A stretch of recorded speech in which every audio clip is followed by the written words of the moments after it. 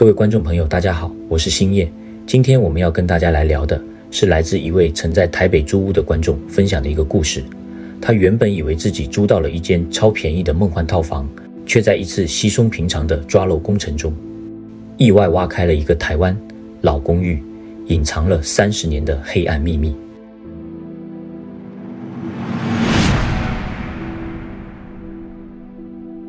你们家住的是那种超过40年以上的老公寓吗？也就是那种走廊窄窄的，墙壁总是有刷不完的壁癌，甚至半夜还会传来奇怪水管声的公寓。在台湾，老房子不只是水泥做的，它还承载了几十年的成长记忆。这不是那种传统的惊悚故事，而是一种让你听完后就会忍不住想去量一下自己家墙壁厚度的空间恐惧。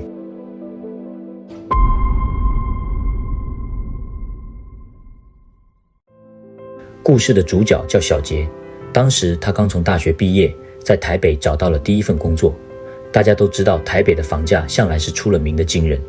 对于从外地要在台北生活的人来说，要在精华区找个像样的住处，对新鲜人而言也是沉重的负担。就在他找房找得心灰意冷时，他在某区某条充满了老台北气息的巷弄里，看到一间老公寓的3楼正在招租。那房子外观看起来非常普通，就是那种台湾街头随处可见的洗石子外墙，装着老式铁窗与遮雨棚的老公寓。约了房东看房之后，觉得奇怪的是，那间房子的内部装潢却非常新颖，完全是时下流行的北欧简约风，配上大理石纹地砖，甚至还有一个漂亮的小中岛厨房。最关键的是，这间约20平的空间，月租金竟然只要市场行情的一半。房东是一个看起来非常和蔼、走路慢慢的老伯伯。到了签约那天，老伯伯没有多说什么，只是手里拿着叠契约，用一种略显沙哑的声音叮嘱说道：年轻人，这房子很有感情了，墙壁如果脏了用抹布擦擦就好，千万不要乱钉钉子挂画。这房子老了，结构不能乱动，动了老人家会不高兴。小杰当时沉浸在捡到便宜的喜悦中，心想这只是房东爱惜房产的怪癖，所以二话不说就签了约。刚搬进去的前1周，生活确实非常惬意，一直到那个闷热的梅雨季正式来临。台北的午后雷阵雨下得又急又猛，小杰发现客厅那面连接着隔壁邻居的墙壁开始渗出一种带有腥味的深色水渍，原本漂亮的白色壁纸也开始卷曲脱落。他试着联系房东，但电话那头却始终传来：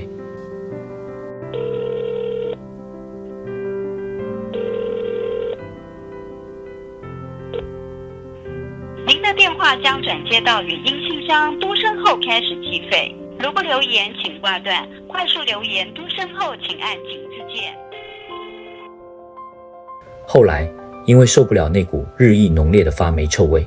小杰决定不再等待，自己从网络上找了一位评价极高的专业抓漏师傅来家里处理。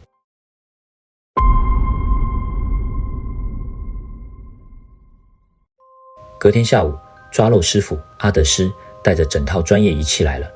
阿德斯在台湾的水电业跑了30几年，从北到南，什么样的漏水屋、凶宅、违章建筑没看过。他一进门，先是皱着鼻子闻了闻空气中的味道，接着走到那面渗水的墙前，用指节轻轻敲了敲。阿德斯的脸色瞬间变得有些古怪，他对小杰说：笑脸这墙壁的声音不太对劲，一般这种老建物的隔间墙应该是实心红砖，但这面墙听起来里面像是空的，而且空洞感很深。为了确认漏水来源，阿德斯拿出了精准的红外线测距仪和长卷尺。他先在客厅内部量了一下墙面的横向宽度，数据显示是 5.5 公尺。接着阿德斯带着小杰走到外头的阳台，沿着外墙的瓷砖线又量了一次。这一量，阿德斯整个人僵在原地，反复确认了3次数据，额头上竟冒出了细细的冷汗。他压低声音对小杰说：出大问题了，你的室内长度标示是 5.5 公尺，但我从外墙量到邻居家的墙面，这段空间应该有 7.5 公尺才对。也就是说，你的这面装潢墙壁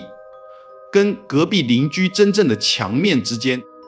竟然整整短少了2公尺的消失空间。这在现实上根本不可能，这少掉的空间跑去哪里了？这时，小杰听得一头雾水，心里涌起一股莫名的寒意。难道是房东改装时故意缩减了坪数？但是为什么要缩减2公尺这么多？阿德斯这是拿出红外线热显像仪，对着那面渗水的墙面慢慢扫描。荧幕上显示出的图像让两人的呼吸同时屏住。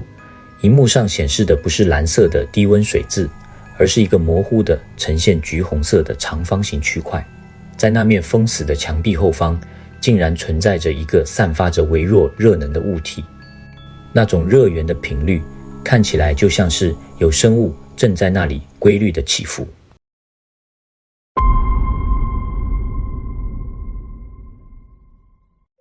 小杰顿时觉得头皮发麻，他强迫自己冷静下来，推测那可能只是老旧的热水管路或是变压器。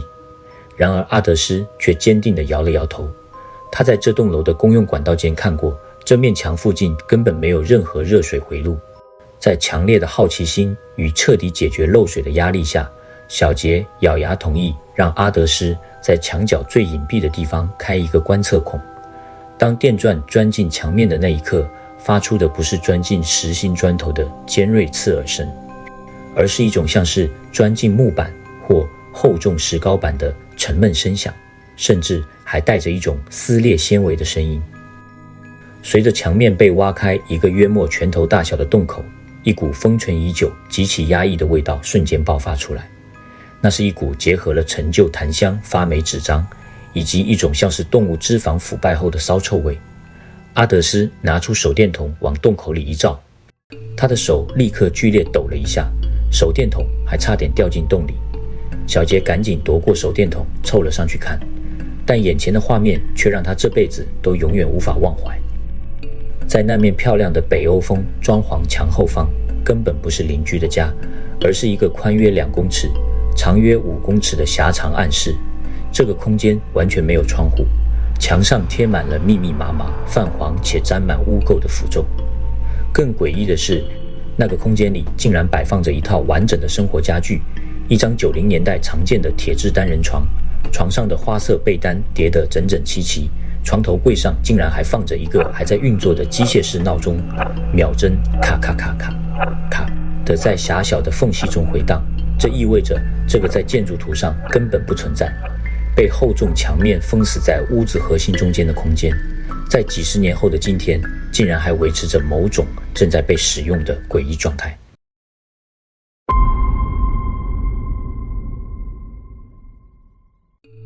此时，小杰跟阿德斯都吓得倒退了好几步。阿德斯甚至已经开始收拾工具箱，想直接离开走人，但小杰却像被某种无形的磁场所吸引。他想要看清楚这个隐藏在他身旁的神秘空间到底是什么。他不顾阿德斯的劝阻，动手把洞口扩大到足以让半个身体钻进去的程度。当他把头伸进那个空间时，他感觉气温瞬间掉了至少5度。他发现在那张陈旧的书桌上摆放着一个斑驳的不锈钢便当盒。当他颤抖着双手打开盖子时，里面的饭菜竟然没有化为灰烬，而是呈现出一种极其诡异的干支状态。排骨与配菜的形状清晰可辨，就像是被某种力量刻意保存了下来。在书桌的角落压着一份已经变成深褐色的报纸，上面的头条新闻还在报道着当年的社会事件，日期清晰地停留在民国85年4月14日。就在小杰准备退回客厅时，他眼角的余光注意到，在那狭长暗室最幽暗的角落里，竟然坐着一个小小的身影。那是一个穿着老式国小制服、背着书包的孩子，他背对着洞口，一动也不动地坐在小圆凳上，面朝着墙壁。那孩子手上拿着一支已经削得很短的铅笔，正发出沙沙沙的微弱声音，在墙上不断重复画着某种诡异的记号。小杰当时觉得自己的心脏快要下停了，他竟然鬼使神差地轻声问了一句：“小弟弟，你在这里干嘛？这时，那个小小的身影缓慢的一节一节的转过头来，小杰顿时在手电筒的光影中惊声尖叫出来，因为那个孩子竟然完全没有五官，在惨白的光线下，他的整张脸只有一片平滑的极不自然的皮肤，没有眼睛，没有鼻子，也没有嘴巴，就像是一个还没雕刻完成的空白蜡像。就在这一瞬间，书桌上那台原本就断电的老旧收音机竟突然自动打开，喇叭喷出一阵强烈的白噪音，接着传出一个极其低沉且沙哑女子的声音，竟然清晰地喊出了小杰的名字。